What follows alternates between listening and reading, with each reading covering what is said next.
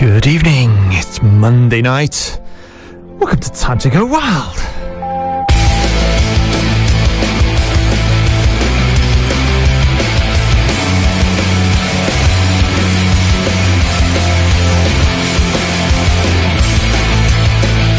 Well, the season is getting closer. It's a Monday, so we're getting prepared for another Time to Go Wild bumper edition here on Halton Community Radio. Of course, we're live and direct for the next hour between now and 8 o'clock. Of course, you've got our Facebook page, facebook.com/TTGW Radio and twitter.com/TTGW Radio. You can email us radio@widneswild.co.uk with your questions for our guest, who will say it is in a sec, just to remind you. And we've also got the phone 01928835291. You want to make note of that number because we have something special coming up. Oh, evening, Doug. Good evening, how are you? Oh, helps if I put the right mic up. Sorry about that. Good evening, how are you? I'm fine. Oh, been a busy night last night, and yeah, it was, wasn't it? In more ways than one. It was a lively affair, we could say. Yeah, walked in to see a match and ended up doing the clock. Ah, yeah, and having a little bit of extra fun at the same time. I think we better tell them about it, should we? Yes, it was good fun. Well, this is what's been going on this weekend.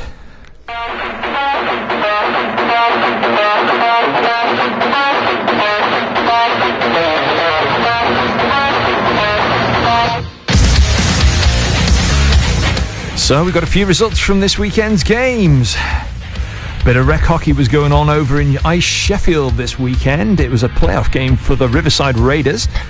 They were taking on the Grimsby Stormers, and final score, making them champions, Riverside Raiders 5 and the Grimsby Stormers 3. Meanwhile, back at home at Silver Blades Widnes, we had some para ice hockey with a feisty affair, last game of the season, for the Manchester Mayhem and the Kingston Kestrels. Manchester Mayhem 2, Kingston Kestrels 5, and what a lively affair it was as well. It was as well, wasn't it, Doug? It was, yes. There was a bit of argy-bargy towards the end of the third period. Yeah, we managed to catch up with a couple of people as well, didn't we? Yeah, I got caught up with Carl Nicholson from the Manchester Mayhem. And here he is. Hi, this is Doug Brown for Time to Go Wild Radio at Silver Blades Ice Rink in Widnes. Just finished the game with the Manchester Mayhem regarding really the Kingston Kestrels. I'm sitting here talking to Carl Nicholson from the Manchester Mayhem. Good evening, Carl. Evening, nice to be here. How did you fight tonight's game? It was a really good game. We pushed them hard. Third period really is where all the sparks started to fly. We were pushing them hard and we pulled 2 goals back. Just missed that third one, and that's where just after that it all happened really behind the net with number 5 from Kingston. Yeah, you got into a bit of an argy-bargy, didn't you? Well, I take a grievance to a headlock and being pushed and punched. So, yes. I'm not going to lie there and just take that. And there was no whistle as far as I heard, so, No, so the cynical amongst us could have thought that it was a good way of getting you out of the game. No, they didn't know what was going to be coming penalty-wise. The penalties that come down, it means I ran out of time because we play 15 minutes rather than 20, so I'm not going to sit on the ice. I'm going to go off. We've only got 11 minutes left. You've got 14 minutes. What are you going to do? I'm not going to sit there. Right, it's true. So the game at the end was 5-2 to the Kestrels. So how do you think the team played as a whole? The team looked to be doing really well. We were a bit slow off the start, first period. They went 2 goals up. Yeah, it was not the best start for us. 30 seconds in, I think. 17 was it? All right, okay.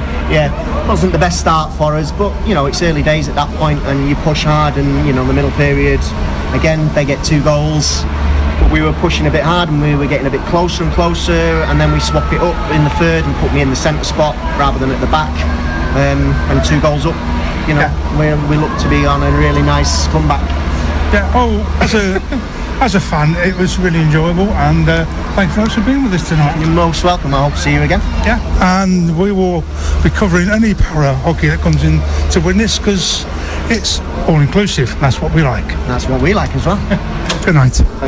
And I managed to catch up with Cy Berry from the Kingston Kestrels, and this is what he had to say after the match. This is Time to Go Wild Radio. I'm here after the Manchester Mayhem took on the Kingston Kestrels, and I'm with Cy Berry from the Kingston Kestrels. Thanks for joining us, Cy.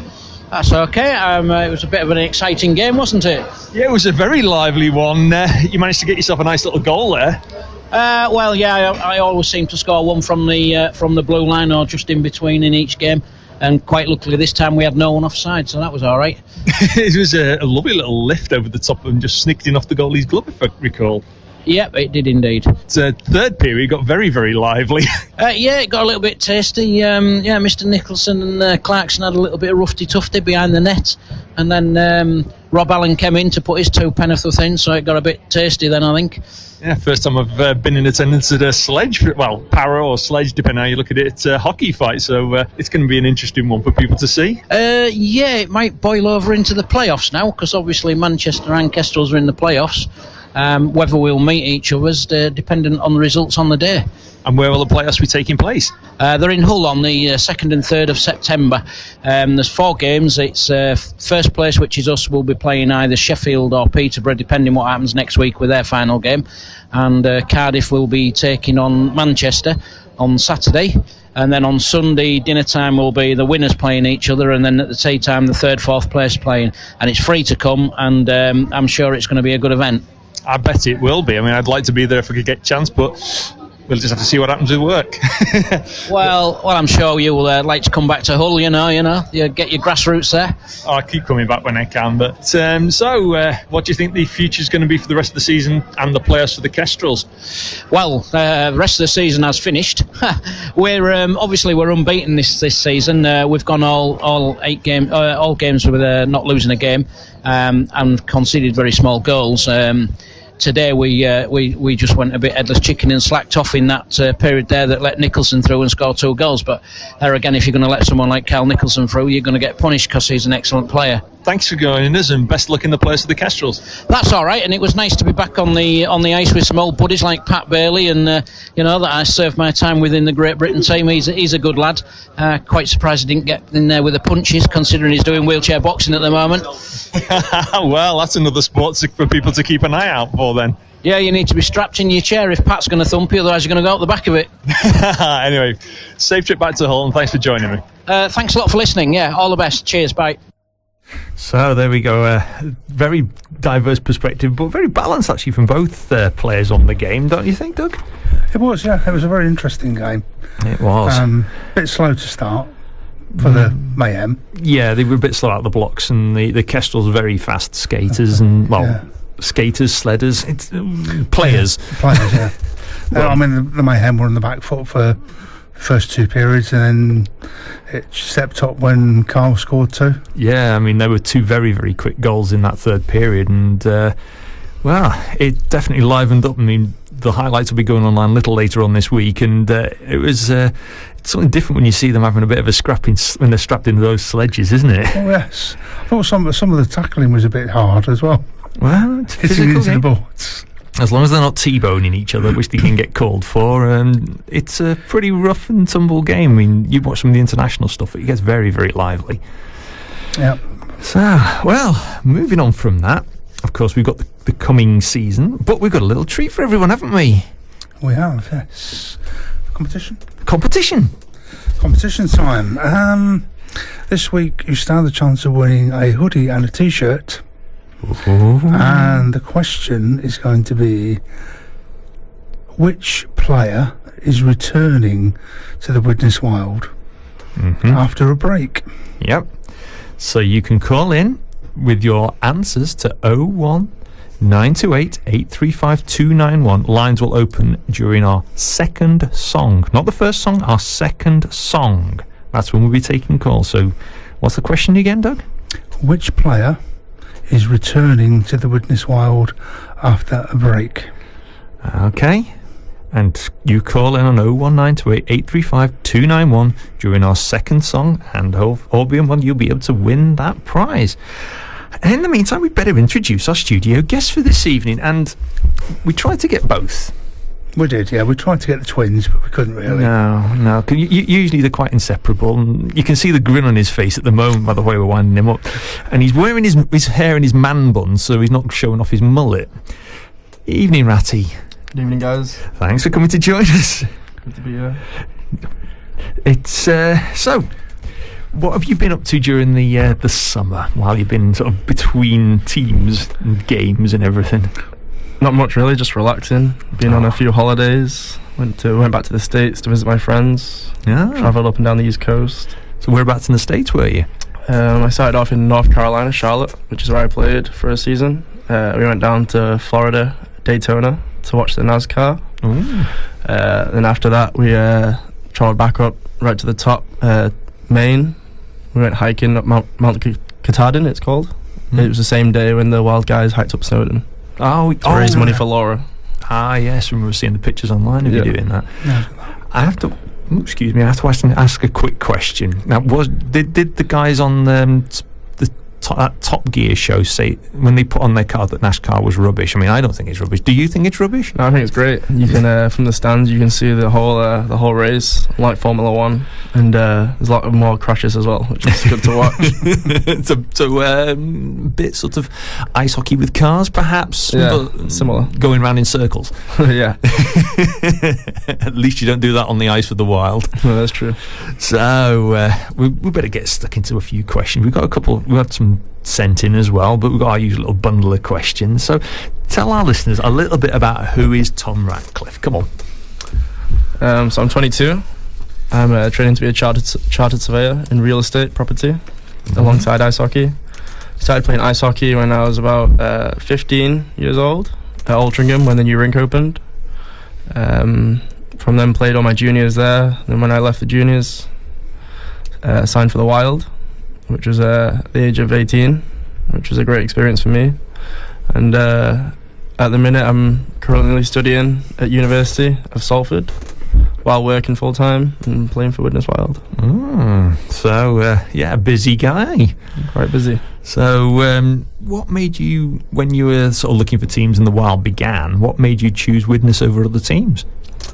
I trialled at Altrincham, and then I was thinking about signing there, and then it was last minute actually. An old player called Callum Ruddick asked me to come down to the last trial for Widnes when Gilly was heading coach in there, and trialled for Gilly, and then after the session he said he'd want to sign me, so I really like the setup at Widnes. Guys are great. This is a place I wanted to be. I mean, we asked a lot of the players, and you've probably heard it, the question gets asked time and time again, but are you surprised about the way that the people of Widnes and the surrounding area have taken to the sport and support it? I'm not surprised anymore. When I think my first season when I first started playing there, it was pretty cool because no other teams in that league draw that amount of people to watch an ice hockey game. Seeing as it's considered a minority sport in this country, it's really good how a lot of people come down and watch and support us. I say time and time again, it surprised me, especially that first season. I mean, it's just grown and grown now. Yeah. I mean, to be honest, I think as year on year, and that's been with the rec and with the women's as well, the crowds we get are starting to sort of really shock the opposition. And do you feel that is the case? Yeah, it definitely works in our favour, having people chanting for us and sometimes booing the opposition. It's definitely good. So, still plenty to go. We're going to take a little break, I think, for a song, but then we've got our phone. Hopefully we're going to have a phone-in guest coming on, aren't we, Doug? Yes, we are, yes. So we'll take a break, we'll have a little song. I think we'll have a little bit of Free and All Right Now. Free and All Right Now. Oh. Well, hopefully, if the gremlins have come out of the system, we actually have a guest on the line from the Bristol Pitbulls. Good evening, Dickie. Hello.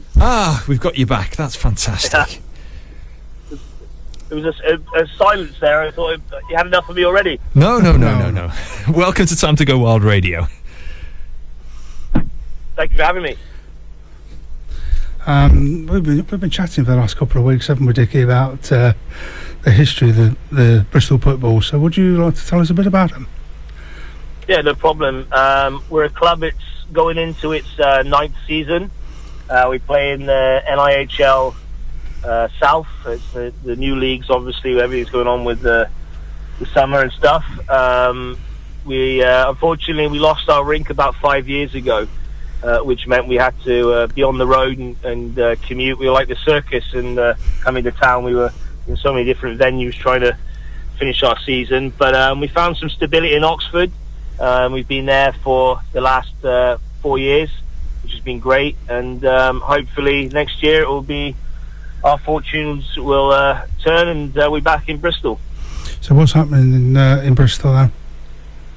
Well, Planet Ice, you guys probably know that very well, because they're the ones that run your rink up in Widnes. They've put an application in to build a rink in Bristol, which was successful. Just waiting really for the go-ahead for the start of the build, and so yeah, we're all pretty excited down here, and I can finally just get home after a game rather than do a 150-mile round trip. So, yeah, I can sure that's one of the reasons I moved back to Bristol and started the club was to stop the travelling, and I'm doing it more than ever now. So has your squad altered a lot since you've been on the road? It's, new faces here and there each season. It is kind of hard because, again, like I touched on, really, we pick up ice where we can, so that means sometimes our trainings aren't regular, and so I've got a very good bunch of guys that are very understanding with the situation that we're in, and we've had a few changes, more so last year, so I've managed to keep together pretty much the whole squad this year. So yeah, there's not much to really change with us because we've been a top end first or second team the past 5 years. So really, whoever comes in complements us rather than makes a huge difference to our setup. Yeah, that's good. So have you got any new players we need to look out for this season? No one new. Everyone is coming up. I mean, we do have a slot available for someone new, but I'm not in a rush to sort of sign someone quick. I'd rather see how the team does, and if I feel that there's need for improvement, then we'll go down that path. But I think we're all relatively new to you, since you don't play us, so I can say everyone. Yeah. So why did the Pitbulls play their pre-season games away from home? Mainly due to the lack of ice. Obviously, we don't have a home rink, so we borrow from Oxford. But pre-season friendlies are about doing something a little bit different. The nice thing with playing the likes of teams up north is obviously we're completely different conferences, so we don't really know what to expect from you. Likewise, us. And I think for myself, it's definitely a good way of making sure the guys work hard and get a good run out, rather than knowing who we're playing and guys kind of cheating and not working so hard. So that's my kind of the way I look at it, or philosophy of looking at a pre-season, especially with a team that's not familiar with us, is really just to get everyone's legs going and work on a few things and hopefully prepare for our season coming up. Yeah, I think that's what we're going to be doing as well. So do you know how many times you've actually played against Widnes? If I remember, I think it was 2 or 3 years ago. Right. We did a couple of pre-season kind of mini tours where we went up to Scott. We played Solway, and I think on the way back we played you guys. Off the top of my head, I think we won 2-1. So I thought it was going to be a good season for us, because normally we're quite a run and gun team. So when I saw my team playing defence, I thought that was a good sign of things to come. I was so wrong that year.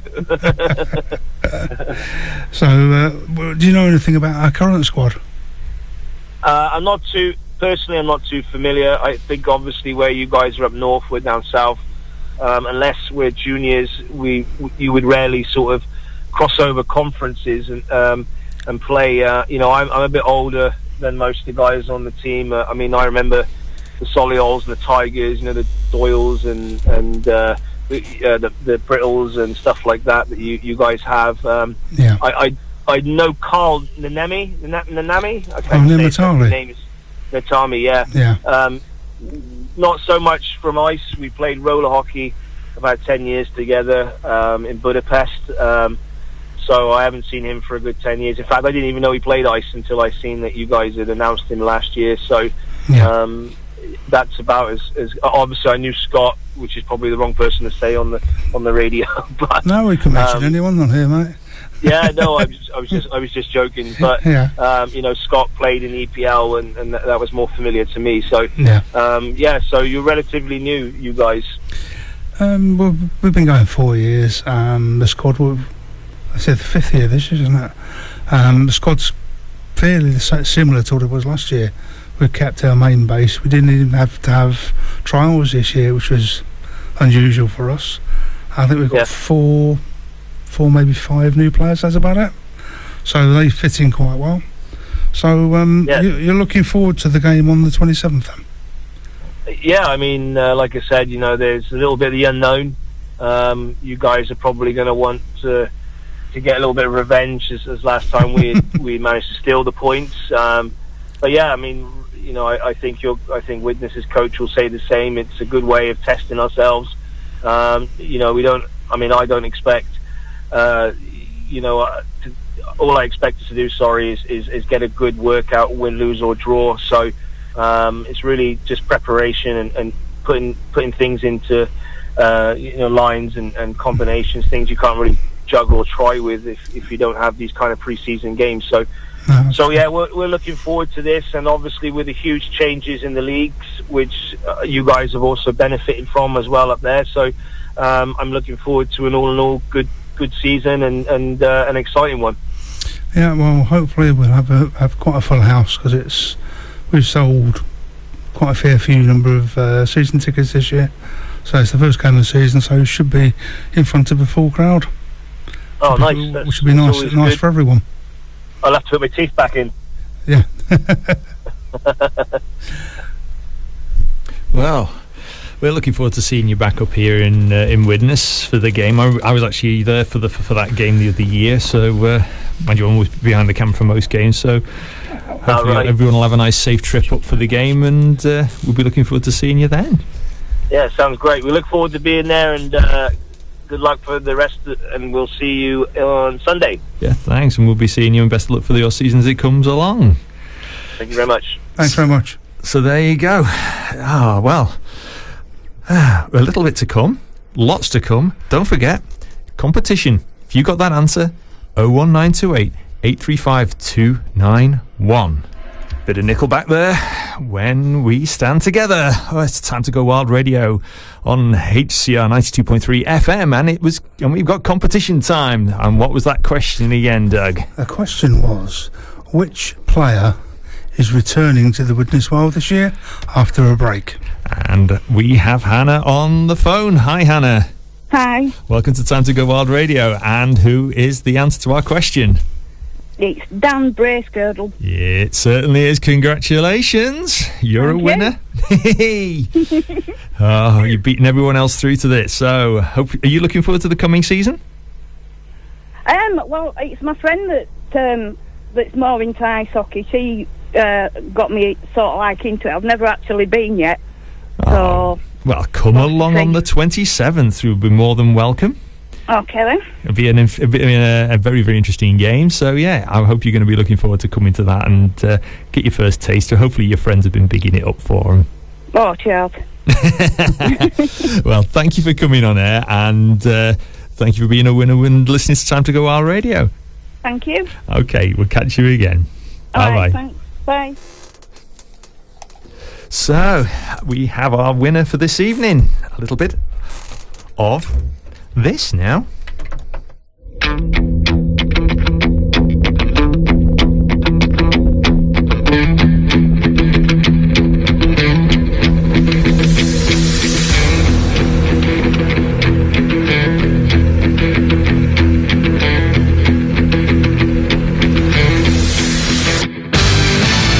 What's on guide time? Don't forget, you've got your usual website checkups with Puckers Pals, Own and Loan shirts, highlights and season tickets. And Own and Loan shirts are going thick and fast. We've only got 5 away shirts and 7 warm-up shirts left. Dan Bracegirdle has an away and a warm-up. Lee Kemp has a warm-up. Mikey Gilbert an away and a warm-up. Nick Manning a warm-up. Phil Crosby a warm-up, Tom McDonald an away shirt, Matty Crawl a warm-up shirt, Tom Ratcliffe an away shirt, and the other half of the children paired, Tom Jackson with an away and a warm-up. Don't forget, shirts are £75 for a game shirt, £60 for a warm-up shirt. They are going thick and fast. Check out widnesworld.co.uk for your details. And the other big thing happening, you check out widnesworld.co.uk. We've got Wild Goon. It's up at the cinema on Monday the 4th of September. If you're interested in going to see Goon, that last of the Enforcers at Picture House at Fact, Wood Street, Liverpool on Monday the 4th of September. It's a certificate 15. I must emphasise it is a certificate 15. Tickets are £11, but they can be reserved. They have to be reserved online before the 27th of August. Check out widnesworld.co.uk for the link. Okay, Doug, what else have we got coming up? Well, as we've been going on with the pre-season game starts on Sunday with the Widnes Wild taking on the Bristol Pit Bulls. Then we come along to the new season start. And as of last year, we've got Bradford Bulldogs away. That's on the 2nd of September. On Sunday the 3rd of September, the Wild take on the Coventry Blaze at home. The following week, on the Sunday the 10th, the RTL Widnes Wild take on the Telford Tigers, which will be quite an interesting game because we've never played them before. And on the Sunday the 17th, the week after, the RTL Widnes Wild take on the Sutton Sting, who of course have come down from D1 to D2. The Saturday, there's a bit of a break, then Saturday the 23rd of September, we play the D-Side Dragons away.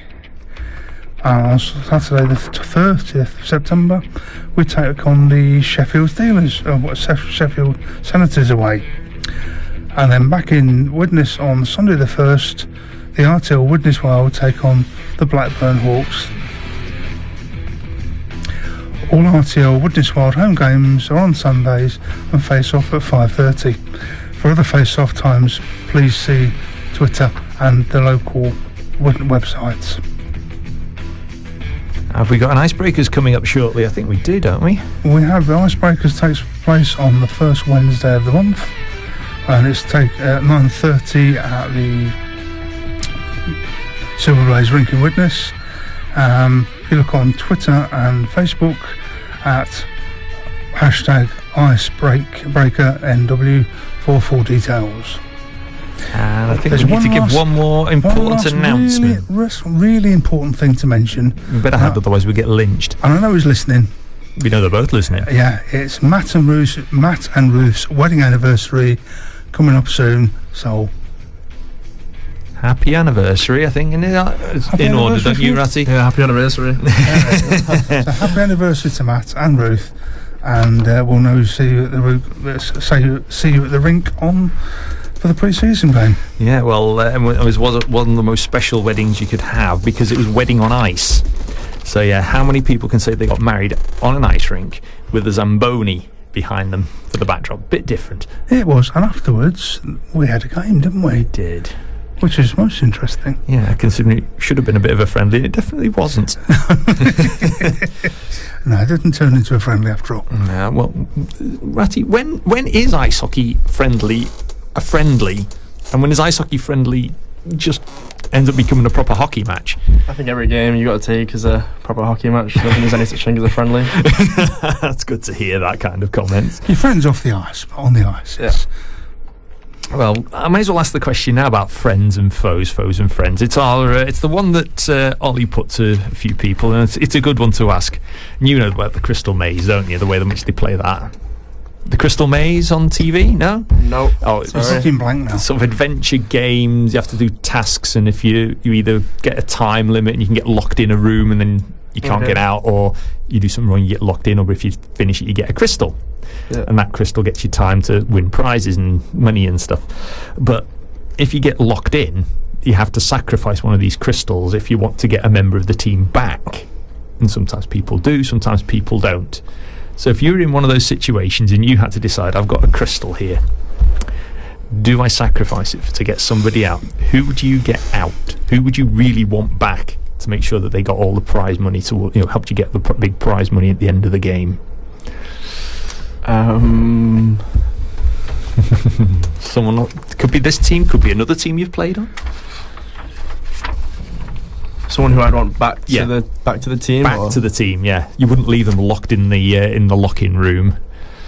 I'd probably have to go with TJ. Oh, best friend, can't leave him behind. Oh, bless.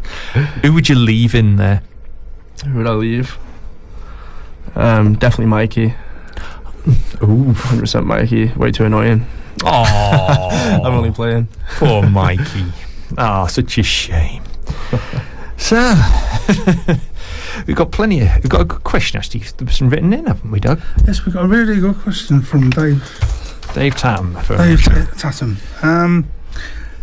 How do you think your year playing for the Charlotte Rush and playing for Manchester Storm helped to improve your game? It's a great question from David. The main aspect of it is, I think, with this schedule that both teams provided, training every day with both on and off ice, and then a classroom session as well. It really helps your game on the ice, and obviously your physical ability as well.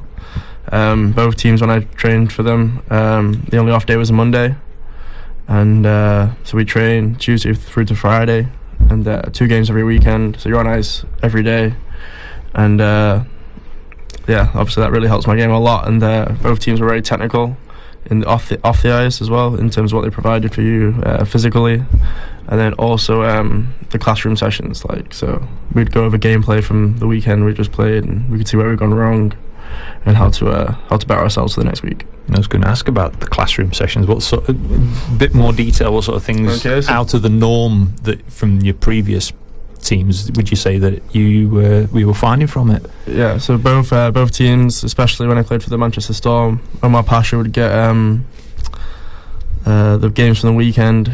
He'd go through them, and obviously where guys had gone wrong or where the team had gone wrong, he'd point that out, show how we could correct it, or when we'd done good, he'd also pick that out and show us so we could do that again. And it just really helps to see it on a TV screen. You can watch yourself play, and you can see where you've gone wrong and when you've gone right. I know you like to see yourself on TV because you like your goal clips. Then again, I don't know many players that don't like seeing themselves scoring goals. But yeah, that's true. I take it it's a bit different when they start saying, "Well, actually, why are you drifting over there?" Yeah, it is a lot different.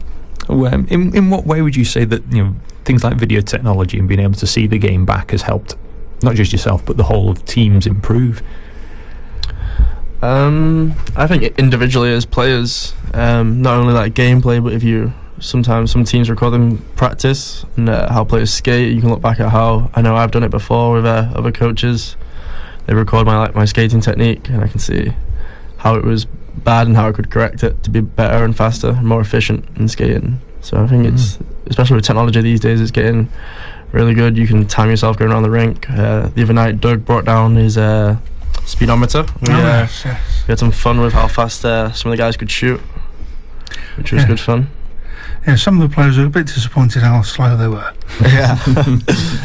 But we're going to get a proper speed on next time, so there'll be some taking shots when you don't expect it, so people won't be able to giving it up a bit. So actually proper shots, because some of the I think Mike Moore came out as one of the top speed. Yeah. In terms of the sort of the style of the team makeup when you were over in the States, how do you think that was different in any particular way, or? I think the technical side of the hockey was a lot higher in terms of how the coach drilled us, and so we'd have specific forward checks and back checks. People would stand in different places in different situations, and that side of the game was very technical, and if you weren't up to scratch on that side of the game, then there wasn't a place for you on the ice. And I take it you say, if you get the opportunity, go. Yeah, if anyone gets the opportunity to go, even though it can be quite expensive, I was lucky enough to get a sponsor to go, but if you get the opportunity to go, I'd definitely recommend it. It was the best experience I've ever had, not only for hockey but in terms of life experiences as well.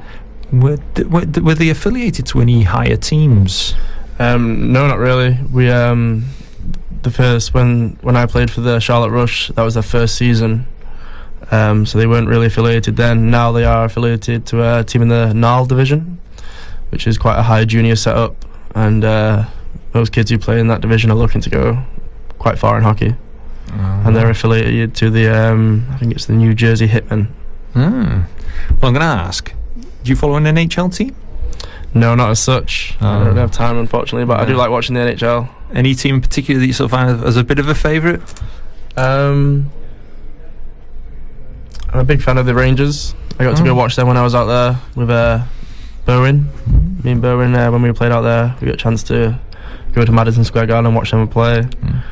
So they're a good team I like to watch. But that'd be an awesome thing, awesome pad to play on. Yeah, it was quite something watching. If only I got the chance to skate on it. What were the kind of crowd you were playing for when you were over at Charlotte Rush? There wasn't really much of a crowd, to be honest. It was just mainly parents, other players who might be at the rink, family members, because it was classed as a junior team over there because they play juniors up until 21. But yeah, some games we got quite a big turnout. It would depend on the rink we were playing at.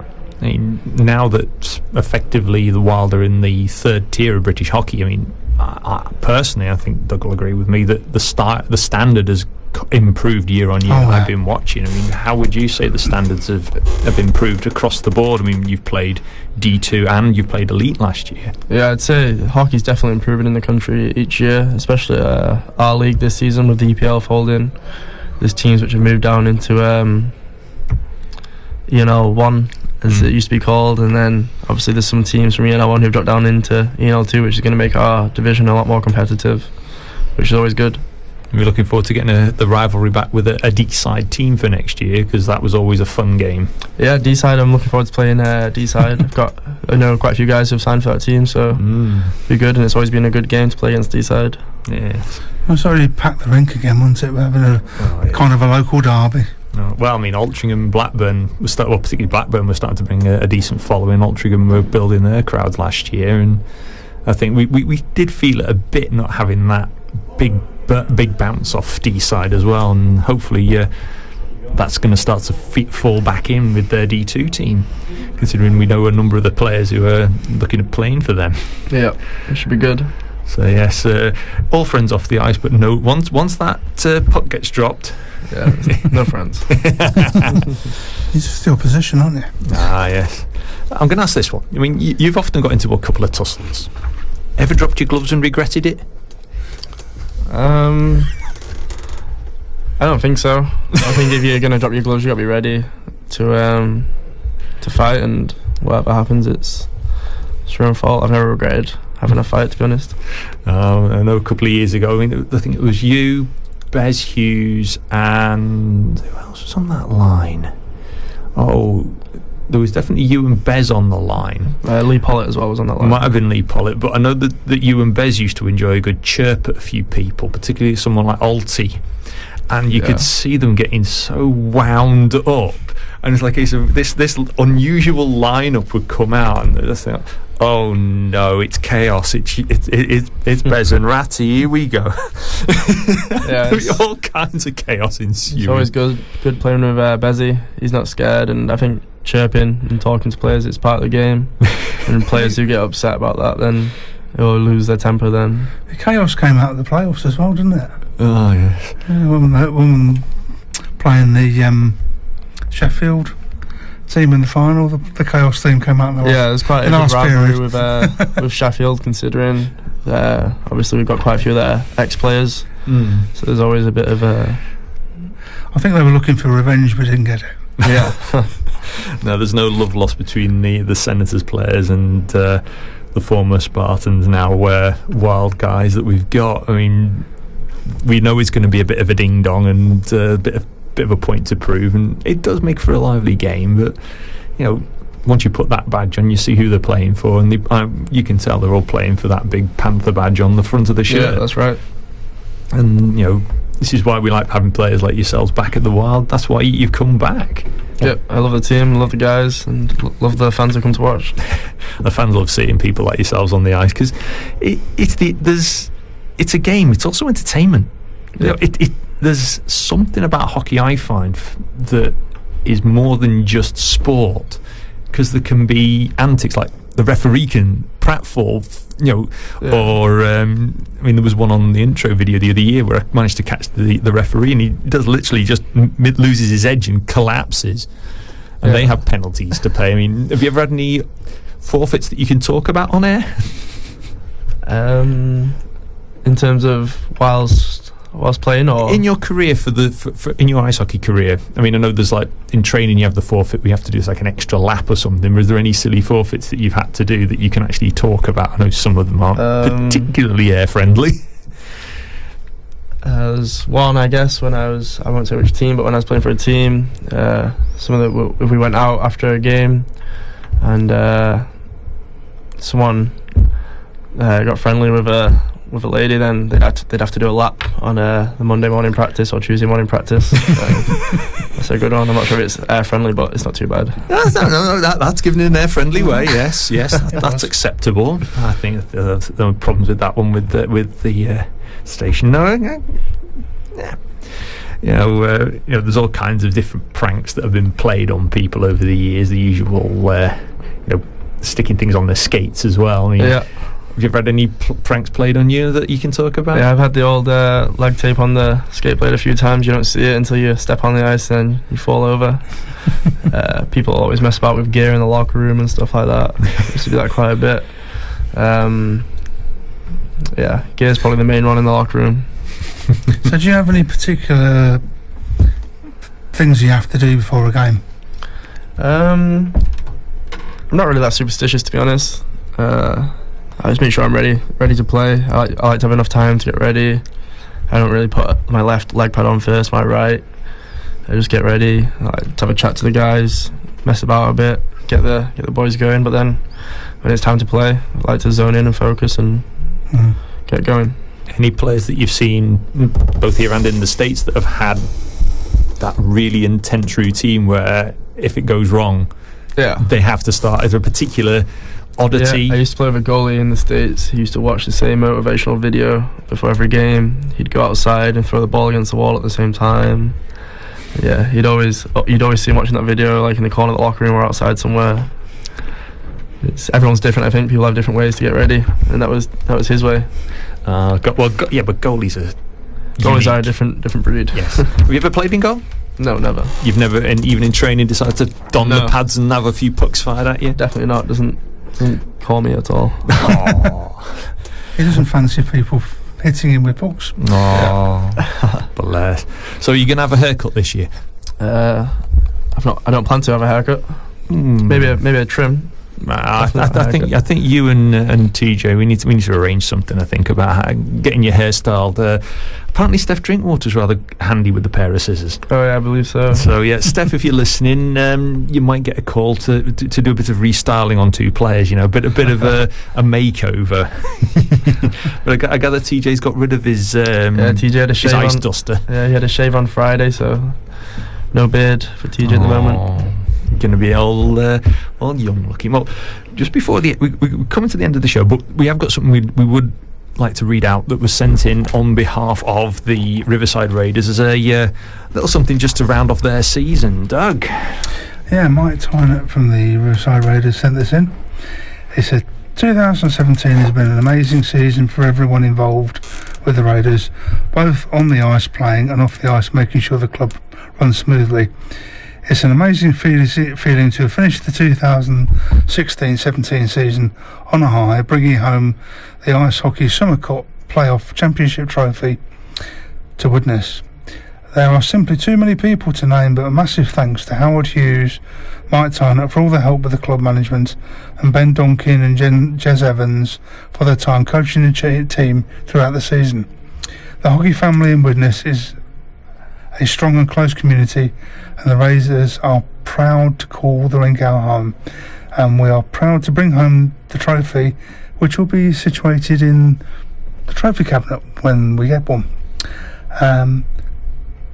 There's nothing else for the Raiders, but they love to be involved with the hockey at Widnes. So yes, and it's been a pleasure to be involved helping them out over the summer months, hasn't it not, Doug? It has. It's been very useful, very interesting. It's interesting to see how players develop. I mean, Tom, we'll ask you, the difference between sort of the way the Wild play and the way the Raiders in particular, because it's the non-checking style, there is contact, but it's not full contact. I mean, how how would it feel if they decided, we're going to have to do some exhibition games and make it a competitive one where it was non-checking and you had to skate it out? Do you feel it would change the dynamic of the game? Definitely changed the dynamic of the game. I think it's done more for the safety of the players, as rec hockey's more of a way to start out, begin hockey, and obviously hitting can sometimes be dangerous if it's not done in the right way. But there's time. Well, I've seen some really high skill because, of course, you can't hit. Yeah. So you have to develop the skill, and I think it's important. How do you feel about that as part of it? Yeah, I think it's definitely the right way to go about it, because obviously players they have more time on the puck. There's not as much physical pressure from other players. They have a chance to skate it, pass. Oh, I've actually a follow-up for that question. Big ice or small ice? What size pad do you prefer? I don't really have a preference, to be honest. I'd probably go with bigger ice rather than smaller. I just feel it gives more of a passing game rather than a close, chippy game. When I was in America, all the ice was big, so... All right. Because I know a lot of the NHL pads are actually smaller than the typical... Well, about the same size or maybe a little bit smaller than a pad like Widnes or... Widnes is slightly smaller than pads of Altringham's a slightly bigger pad, isn't it? Most of the rinks I played in America were the size of Altrincham, maybe a bit bigger. But, the NHL pads are smaller. Yeah. It can be quite an unusual thing because it does make for a different style. Peterborough's pad's very small, and Grimsby's pad's even smaller again. Have you ever played at Grimsby? I don't think I've ever played, but I used to watch my brother play there when he was a junior. Is it as small as people make out? Yeah, they cut the ice with a tractor. They used to, I believe. Well, crikey, time is flying when we have fun here on Time to Go Wild Radio, does it not, Doug? Because we've only got a few minutes left. It goes really quickly, doesn't it? So yes, first game of the season comes up this Sunday, 5:30. Yeah, so we expect everyone to turn up. Oh yes, and cheer loud and proud. We do. You looking forward to the game then, Tom? Yeah, I'm looking forward to it. It's been a long off season. Looking to getting back on the ice with the boys. So we'll get the new jerseys all out, and everyone's loud and proud for you all, because it's going to be a busy season by the look of the fixture list. Yeah, it sure will be. This is one thing, and I say this time and time again, respect to guys like yourself, because you have your normal day-to-day life Monday to Friday, and then there's weekends, and there are several this year where you play you play Saturday and Sunday. Yeah. And you can, some of the guys have to travel quite a distance. Yeah, that's true, but we do it because we like it. We're not doing it for any other reasons, which is, I think, a good thing. We're not doing it for a paycheck. No. So well, there you go. That's very true at this level. So they go on the ice to entertain we the general public, so we the general public come down and support you.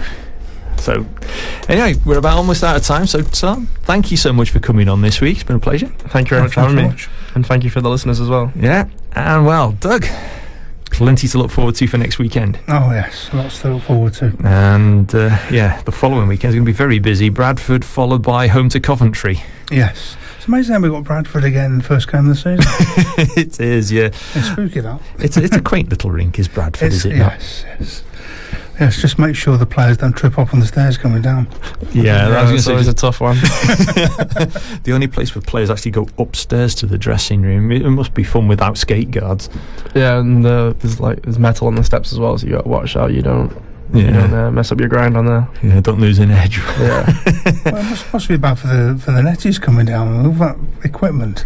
Yeah. Feel sorry for the goalies. Yeah. Well, anyway, that's about it for another week. Time to sign off.